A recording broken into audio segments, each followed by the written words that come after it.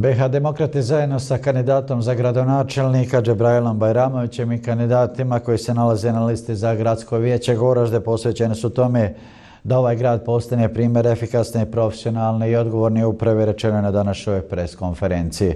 Predstavljeni su planovi i programi unapređenja efikasnosti javne uprave, rada javnih ustanova i revitalizaciji preduzeća.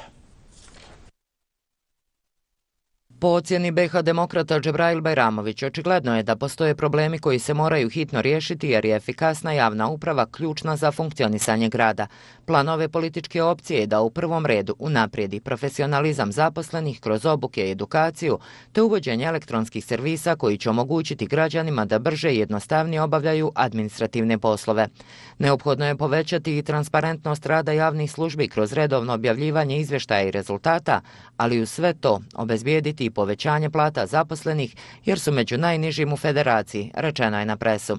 Govoreći o komunalnom preduzeću, BiH Demokrati će obezbijediti ulaganje u novu opremu i vozila za prikupljanje otpada i održavanje javnih površina, te organizovati akcije čišćenja uz učešće svih građana. Također, kazali su da će posebnu pažnju posvetiti razvoju i implementaciji programa reciklaže kroz postavljanje kontejnera za selektivno odlaganje otpada u svim dijelovima grada. Revitalizacija veterinarske stanice i zbrinjavanje pasa lutalica od ključne važnosti za zdravlje, te plan rada uključuje modernizaciju opreme i uslova rada uz pokretanje programa za zbrinjavanje i udomljavanje pasa lutalica u saradnji sa nevladinim organizacijama i lokalnim zajednicama, istaknuto je na preskonferenciji. U ovoj stranci smatraju da je neophodno poboljšati rad i uslove u Centru za kulturu i Sportskom centru Goražde. Ukoliko dobiju povjerenje građana, BiH Demokrati Džebrail Bajramović obezbijedit će ulaganja u modernizaciju infrastrukture oba centra kako bi postali prilagođeniji za potrebe građana svih uzrasta. Uspostavit će se bolja saradnja sa nevladinim organizacijama i lokalnim umjetnicima kako bi se stvorio dinamičan prostor za kreativno izražavanje i društveni dijalog.